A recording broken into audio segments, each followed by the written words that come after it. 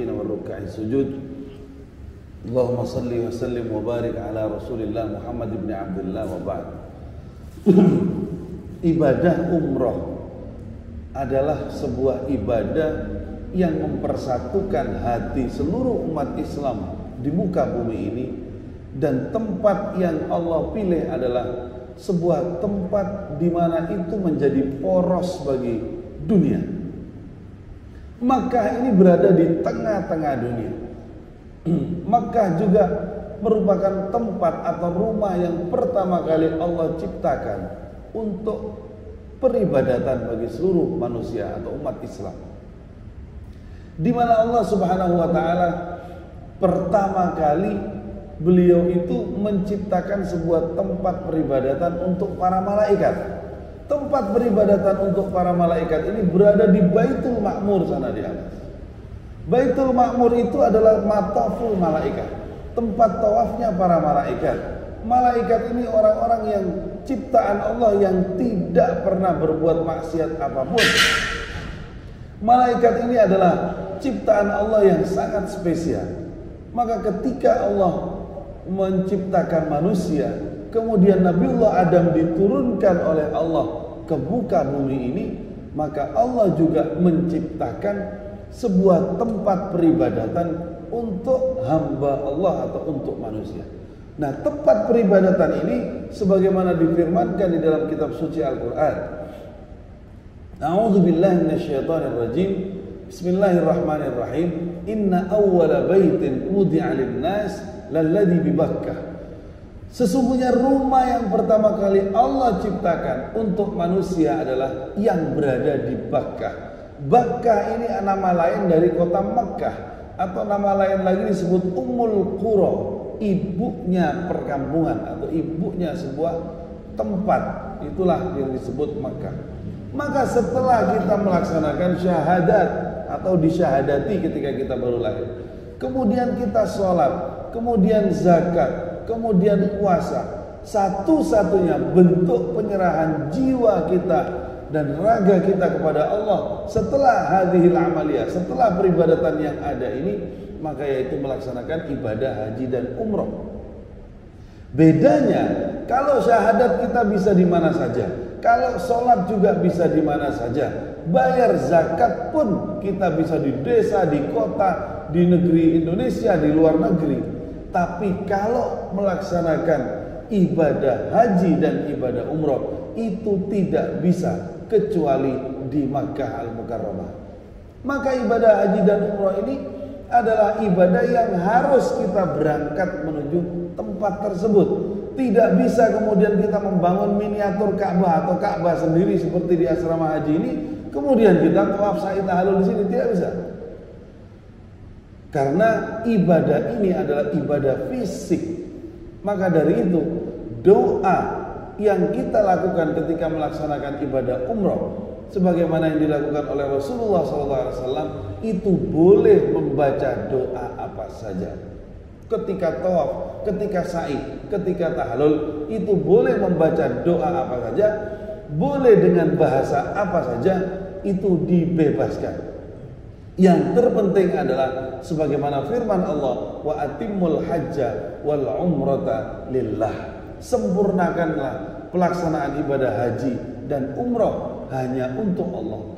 Jadi ini untuk Allah, maka berikanlah kemampuan puncakmu yang prima dalam pelaksanaan ibadah umrah ini khusus kepada Allah Subhanahu wa taala.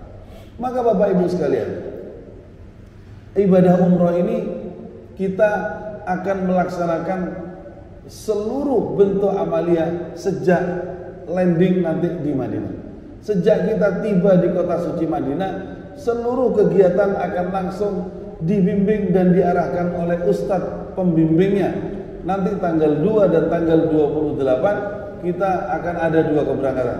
Dua keberangkatan ini semuanya dengan maskapai dari Surabaya direct langsung ke Jeddah. Kemudian dari Jeddah kita ke Madinah. Dari Madinah disitulah awal mulai kegiatan. Yang tanggal 2 Oktober kita nanti akan bersama-sama dengan Ustadz Abdul Somad. Untuk yang tanggal 2 Oktober di situ akan ada kegiatan tabligh akbar sejak di Madinah. kemudian akan ada tabligh akbar di Mekah, kemudian akan ada umroh juga bersama Ustaz Abdul Somad saat pertama kali melaksanakan ibadah umroh. Ini saja sebagai mukaddimah untuk kita masuk ke ibadah umrohnya. Maka nanti pertama kali yang perlu kita ketahui adalah beberapa rule atau teknis yang ada sejak keberangkatan. Yang pertama, yang perlu diperhatikan, persiapkanlah berkas-berkas, kemudian yang belum menyerahkan berkas kepada tim staf Jasmine Tour. Misalnya paspornya yang belum diserahkan bisa kemudian diserahkan. Setelah pemberkasan selesai, kami akan memproses hal-hal yang berkenaan dengan visa. Sebagaimana yang tanggal 2 Oktober alhamdulillah sudah selesai semuanya. Yang tanggal 28 masih ada 1-2 orang yang menyempurnakan paspornya. Tidak apa-apa, nanti setelah paspornya jadi kami minta untuk diserahkan kepada kami untuk proses visa, tiket, hotel dan lain sebagainya. Adapun yang tanggal 2 alhamdulillah semuanya sudah selesai dan sudah disempurnakan dari visanya, tiketnya dan lain sebagainya. Kemudian aturan-aturan di dalam penerbangan. Pertama, ketika kita berangkat, nanti kita berkumpul di Juanda, akan diarahkan di grup nanti teknis kumpulnya, kemudian jam kumpulnya, kemudian flightnya jam berapa, itu semua akan dijelaskan di grup umroh kita per tanggalnya supaya tidak berbeda, karena yang 2 Oktober dengan yang 28 Oktober itu ada beda keberangkatan. Yang 2 nanti akan dijelaskan kumpul jam sekian, ini jam sekian di grup supaya teknisnya lebih mudah. Yang 28 juga begitu. Pertama, aturan penerbangan yang sering kemudian ini menjadi pelanggaran kalau kita tidak mengarahkan dari saat ini. Pertama, dilarang membawa cairan lebih dari 100 mg. Cairan ini apapun, misalnya sampo, kemudian sabun cair, kemudian odol yang terlalu besar. Tapi kalau odol yang biasa-biasa saja di bawah 100 mg itu tidak masalah. Yang sering terjadi adalah sampo dan sabun cair itu. Kemudian air minum. Kalau air minum mungkin sisa-sisa sedikit nggak apa-apa. Nanti daripada kita barang-barangnya itu kemudian di imigrasi tertahan, lebih baik kita masukkan ke dalam koper besar. Yang ada di koper kecil, barang-barang yang secukupnya saja untuk kita perjalanan di atas pesawat selama kurang lebih 10 jam. Yang lain-lain yang berkenaan dengan makan, minum sudah disiapkan di pesawat. Sudah disiapkan semuanya di pesawat. Kita akan ada 2 kali makan. Kemudian nanti sebelum keberangkatan juga akan disiapkan makan oleh panitia. Kita sudah menyiapkan biasanya nasi biryani dari Ampel itu sudah kita bawakan untuk makan seluruh jamaah. Kemudian yang kedua adalah yang perlu kita jaga dan perlu kita hati-hati untuk tidak membawa barang-barang tajam. Karena barang-barang tajam ini seperti gunting atau pisau, ini untuk tidak dibawa ke atas kabin pesawat. Masukkan saja ke dalam koper jika kita membutuhkan. Seperti gunting kuku, kemudian gunting nanti untuk tahallul, itu kita boleh membawa, tapi masukkan ke dalam koper besar. Koper kecil hanya dibawa barang-barang yang perlu untuk di atas pesawat. Misalnya obat-obatan yang perlu di perjalanan, kemudian kita perlu snack-snack untuk ya keletihan lah bahasanya. Kalau biar kita tidak boring di pesawat, itu boleh dibawa ke atas pesawat. Kemudian ada aturan lagi, power bank. Power bank yang kita miliki itu biasanya dibutuhkan untuk cas HP. Kalaulah yang tadi itu ditaruh di koper besar, untuk power bank tidak diperbolehkan ditaruh di koper besar, tapi di atas pesawat kita bawa ke koper kecil atau kita masukkan ke tas lempang yang sudah dibagikan oleh travel. Ini untuk power bank jika membutuhkan power bank. Jika tidak butuh ya tidak apa-apa. Kemudian paket internet sebelum berangkat ke Tanah Suci nanti akan dikoordinir oleh tim travel, akan dibantu. Kita akan panggilkan dari pihak Telkomsel untuk datang ke bandara untuk merapikan paket internetnya jamaah supaya tidak bingung. Nanti orang Telkomselnya kita minta datang di bandara, kemudian dipasangkan, didaftarkan dan lain sebagainya panjenengan, kemudian HP-nya sudah siap siaga sampai di Arab Saudi, nanti HP-nya sudah bisa dipakai untuk internet. Yang terpenting kan itu HP bisa connect dengan internet selama di Arab Saudi. Kemudian kita bisa telepon keluarga dengan WhatsApp. Bisa telepon keluarga dengan WhatsApp. Untuk selama di Arab Saudi, karena paket internet ini ada yang paket kalau tidak salah dari Telkomsel itu ada 275, ada 350 ya. Panjenengan bisa memilih yang 275 itu 5 giga, kalau yang 350 itu 10 giga, betul ya? Kalau untuk program 12 atau 13 hari, kami rasa 10 giga itu yang paling aman. Kalaupun di hotel itu nanti kan ada wifi, tapi biasanya wifi-nya itu sangat terbatas karena orangnya banyak, apalagi bulan-bulan ini masih bulan Maulid ya. Bulan-bulan ini masih bulan Maulid, bulan Oktober itu, sehingga Mekah Madinah memang lebih banyak pengunjungnya. Maka kalau paket internet saya rasa yang 10 giga boleh, tapi kalau dirasa cukup 5 giga ya tidak apa-apa. Silakan nanti didaftarkan dan nanti pada saatnya akan diumumkan di dalam grup. Kemudian di atas pesawat kita nanti akan melaksanakan sholat yang jamak. Biasanya yang pasti sholat jamak itu sholat maghrib dan isya. Kalau zuhur dan asar kita bisa takdim di bawah sebelum naik, sebelum terbang, itu lebih baik. Tapi kalau misalnya zuhur dan asar juga harus di atas pesawat dan maghrib dan isya, maka nanti kita akan ketemu namanya tayamum, melaksanakan tayamum di atas pesawat. Karena kalau di atas pesawat kita tidak diperbolehkan untuk menggunakan air banyak, karena airnya sangat terbatas hanya untuk di toilet.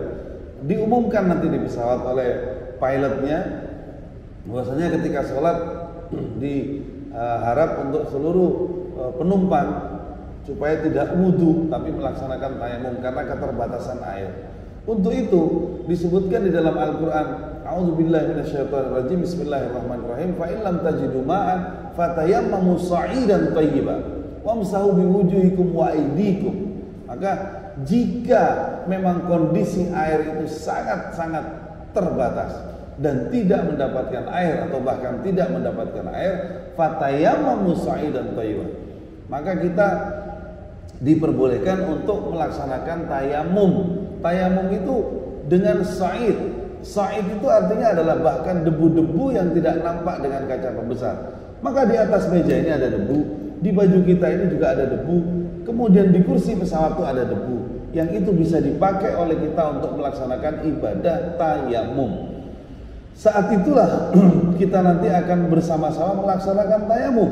Maka tata caranya bagaimana? Al-Quran sudah menjelaskan. Famsahu biwujuhikum wa aydikum. Maka basuhlah wajah kita dan juga telapak tangan kita. Bagaimana tata caranya tayamum? Sebagaimana yang dijelaskan di dalam Al-Quran, famsahu biwujuhikum. Biwujuh ini jamak dari wajah. Apakah kita berwajah tiga? Tidak. Maksudnya ada 3 bagian dari wajah yang perlu kita basuh untuk melaksanakan tayamum. Maka tata caranya pertama, sebagaimana yang kami sampaikan tadi di awal, kalau di mana-mana sekitar kita bahkan baju kita ini sudah ada debu yang bisa dipakai tayamum, maka pertama kita akan bertayamum dengan cara seperti ini. Tangan kita ditempelkan ke meja, kalau ada meja. Kalau di pesawat kita akan tempelkan ke kursi depan kita. Kemudian setelah itu dihentakkan 3 kali sunnah. Kemudian yang kita basuh ada 3 bagian. Sebagaimana tangan yang akan kita gunakan untuk membasuh juga akan dibagi 3. Pertama jari-jari tangan, kemudian yang kedua telapak tangan, yang ketiga adalah jempol dari tangan kita. Maka ada fungsi dan tugasnya masing-masing. Jari-jari tangan ini akan membasuh dari jidat kita sampai ke bawah, sampai ke hidung. Kemudian telapak tangan akan membasuh pipi kita, kemudian jempol akan membasuh sampai sempurna dagu kita. Itu semua tata cara pertama untuk basuh wajah. Selanjutnya yang dibasuh adalah tangan. Kalau tadi sudah ke depan, ke kursi pesawat, maka yang sudah dipakai ini untuk tidak dipakai lagi dalam tayamum pertama. Maka yang dipakai adalah pakaian atau paha. Ketika kita duduk di pesawat, ini juga ada debu, kita akan pakai sini. Sama masih tetap 3 fungsinya. Jari-jari pertama akan membasuh bagian depan tangan. Kemudian dibalik, telapak tangan akan membasuh bagian dalam. Maka yang belum dibasuh apa? Jempol. Jempol juga akan membasuh jempol. Sebelah kanan selesai, sebelah kiri juga sama seperti ini, kemudian dibalik, kemudian jempol akan membasuh jempol kembali. Sempurnalah tayamum kita untuk kemudian kita bisa melaksanakan sholat. Satu tayamum untuk satu sholat.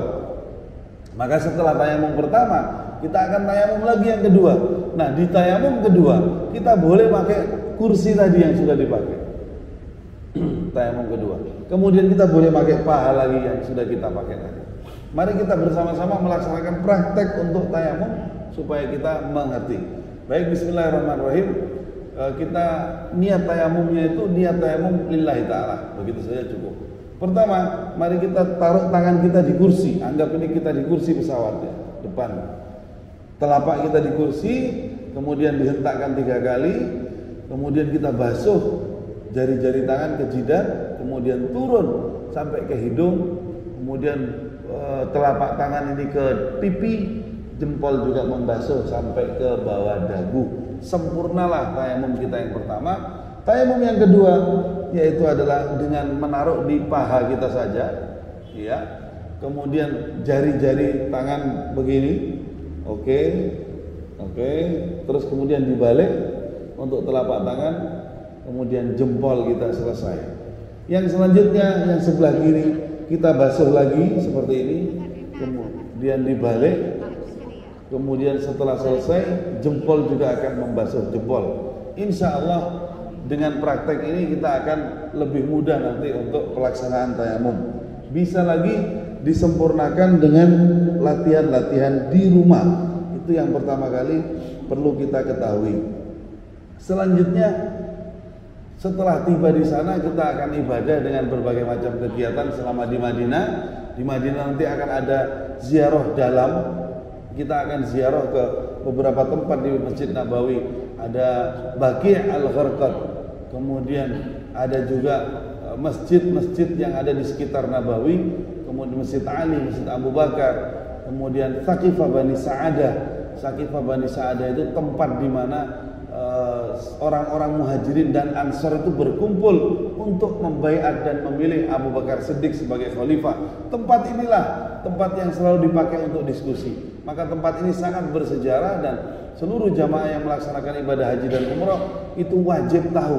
Kami rasa wajib tahu. Maka kita ajak jamaah ke sana. Kemudian akan ada ziarah luar dengan menggunakan bis ke beberapa tempat destinasi yang ada di kota Madinah. Insya Allah dari pagi sampai zuhur. Kemudian zuhur kita harapkan sudah bisa selesai dan sholat di Masjid Nabawi supaya tidak putus ibadah sholatnya. Setelah zuhur makan siang dan juga istirahat. Maka kami harap jamaah setiap siang itu bisa istirahat selama di Masjid Nabawi atau selama di Madinah. Karena ketika di Mekah, Jasmine Tour itu punya program yang berbeda, yaitu everyday umroh. Program everyday umroh ini nanti ketika di Mekah setiap hari umroh. Setiap hari kita siapkan tempat base untuk umroh. Maka umrohnya bisa sampai 4 kali. Panjenengan umroh pertama untuk pribadi, kemudian umroh kedua bisa mengumrohkan almarhum keluarga, umroh ketiga almarhum siapa lagi, umroh keempat almarhum siapa lagi. Maka kalau di Jasmine kami mohon dijaga stamina dari sekarang. Bagaimana cara menjaga stamina dengan baik? Cara menjaga stamina dengan baik adalah cukup latihan jalan kaki saja. Tidak perlu harus lari-lari, tidak perlu. Cukup pagi-pagi itu jalan kaki sekitar setengah jam atau 1 jam, insya Allah enak. Kita latihan jalan kaki 1 jam gitu. Pagi-pagi setelah subuh jam 5 begitu, terus sampai jam 6 selesai pulang. Besoknya begitu lagi sampai kita ini berangkat pada tanggal 2 atau tanggal 28. Kalau kita sudah terbiasa dengan latihan itu, maka tawaf sa'i tahlul nyaman ketika tawaf sa'i tahlul. Karena tawaf sa'i tahlul itu biasa diselesaikan dalam waktu 3 jam. 3 jam bersama-sama, insya Allah kita selesai, itu santai saja. Karena biasa ada yang sepuh, maka kita ketika tawaf sa'i tahlul kita ingin bersama-sama. Yang sepuh nanti kita taruh di depan, yang muda-muda di barisan setelahnya. Karena yang sepuh langkahnya sedikit. Kalau yang sepuh di belakang ketinggalan. Kalau yang sepuh di depan insya Allah semuanya aman. Itu ziarah Madinah. Kemudian ada ziarah Madinah lagi, kita akan mengunjungi percetakan Al-Quran terbesar di dunia. Di situ nanti akan dikasih mushaf Madinah. Kita sudah mengajukan surat ke percetakan Al-Quran, karena untuk masuk percetakan Al-Quran ini ada tasrehnya. Sama seperti masuk raudhah, ada tasrehnya untuk masuk raudhah, dan kita sudah proses semuanya, tasrehnya untuk raudhah dan juga untuk percetakan Al-Quran, sehingga nanti ada jadwalnya yang akan diberikan oleh Kerajaan Arab Saudi. Jasmine Tour tanggal sekian, ini tanggal raudhahnya tanggal sekian, Jasmine Tour percetakannya tanggal sekian. Kemudian dikonekkan dengan base-nya yang sudah juga kita siapkan. Setelah dari percetakan Al-Quran, kita akan ada ziarah lagi ke Jabal Mahnet. Nah ini Jabal Mahnet ini sebuah tempat yang memang full magnet. Bahkan base kita seberat itu bisa ditarik tanpa menggunakan mesin, Jadi kondisi base naik ke atas itu base mati, tapi ini ketarik. Nah itu, Abah ini sudah pernah tahun lalu bersama Jasmine juga berangkat. Alhamdulillah tahun ini ditakdir berangkat lagi bersama orang tua tercinta. Alhamdulillah. Ya begitulah. Kami katakan bahwasanya al-umratu ilal umrati kafaratun lima bainahuma. Umrah panjenengan tahun lalu, kemudian umrah lagi tahun ini, setahun ini sudah dihapus. Dosanya dihapus setahun. Maka sahabat Rasulullah Sallallahu Alaihi Wasallam itu ada yang bahkan melaksanakan umrah sampai 70 kali, ada yang melaksanakan umrah sampai 100 kali. Abu Ayyub Al-Ansari, salah seorang sahabat Rasulullah SAW yang usianya paling tua, meninggalnya itu Abu Ayyub Al-Ansari usianya 92 tahun. Beliau melaksanakan umrah rekor di antara sahabat sebanyak 128 kali. Jadi Abu Ayyub Al-Ansari itu umrahnya usia 92 tahun, umrahnya 128 kali. Bagaimana bisa? Ya ada setahunnya yang 2 kali sampai begitu. Padahal umrah dahulu dari Madinah ke Mekah itu mereka naik unta, dan naik unta itu perjalanan berhari-hari, menyelesaikan waktu sekitar 23 hari sampai 25 hari, tergantung nanti berhentinya untanya, dan orangnya juga capek. Kita kan tinggal 10 jam saja, flightnya enak dan nyaman, direct flight, dan itu tidak menyusahkan kita. Orang dahulu lebih berat daripada kita, walaupun dari Madinah ke Mekah saja, tapi biayanya lebih mahal karena harus bawa komponen-komponen yang macam-macam, bawa dapur seisinya, bawa bekal sebanyaknya, bawa ini segala macam. Itulah kondisi umroh yang ada dan patut kita syukuri. Bismillah. Bapak Ibu sekalian, setelah kita tayamum sudah mengetahui teknisnya, ada satu hal setelah dari Madinah ke Mekah. Kita dari Madinah ke Mekah itu kita akan menggunakan kereta cepat. Tahun lalu Abah ini masih pakai bis. Dari Madinah ke Mekah itu perjalanan 500 kilo. Dan ketika sudah memasuk Mekah macet, keluar Madinah juga macet, sehingga kadang menghabiskan waktu 8 sampai 9 jam. Maka tahun ini Jasmine kita rubah semuanya, kita freekan kereta cepat. Supaya apa? Supaya lebih nyaman dalam ibadah.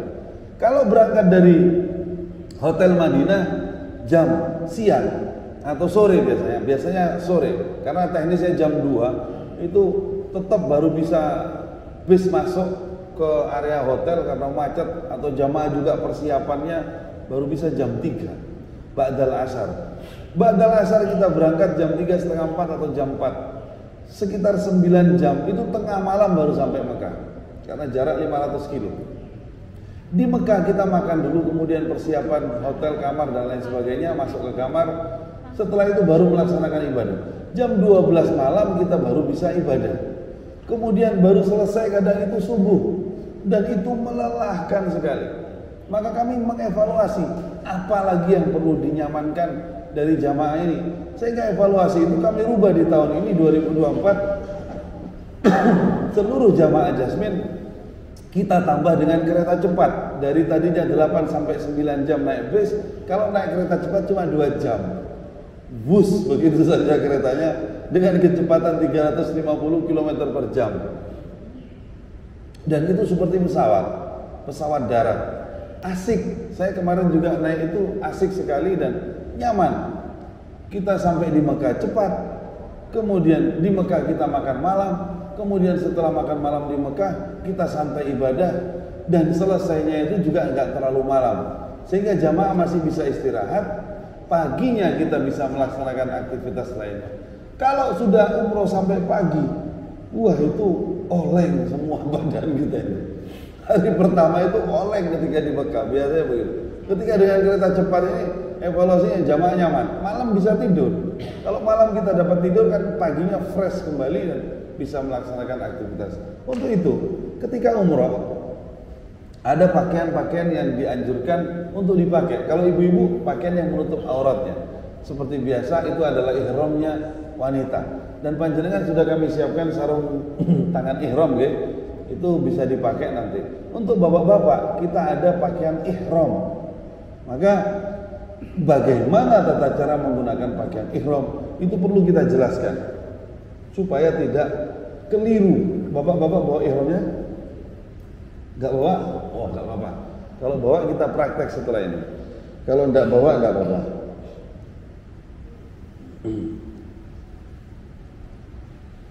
Pakaian ihram ini akan melekat di dalam tubuh kita, di mana laki-laki ketika umroh tawaf sa'i tahlul tidak diperkenankan untuk menggunakan pakaian yang berjahit.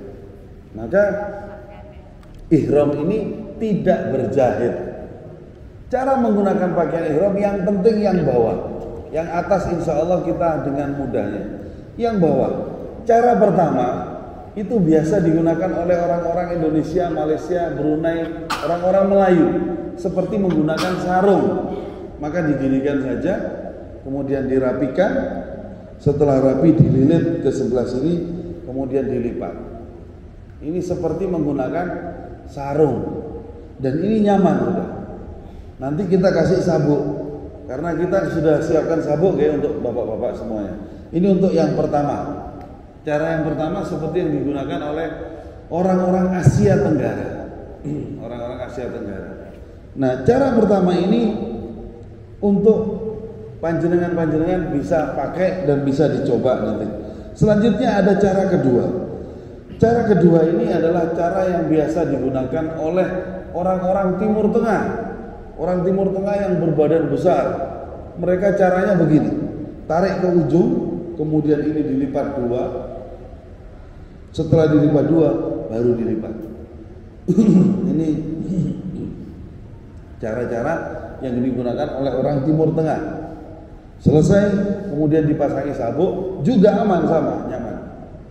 Insya Allah aman, untuk gerak jalan juga nyaman. Sama seperti tadi. Tergantung kebiasaan.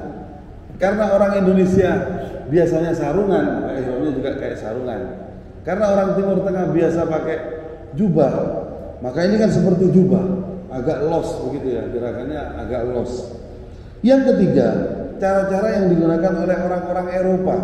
Biasa orang-orang Eropa itu mereka lebih simpel lagi, tidak menggunakan kebiasaan mereka, karena mereka nggak biasa dengan sarung, juga nggak terbiasa dengan jubah. Maka orang-orang Eropa itu biasa mereka seperti nenek moyang kita kalau pakai jarik. Ini dikasih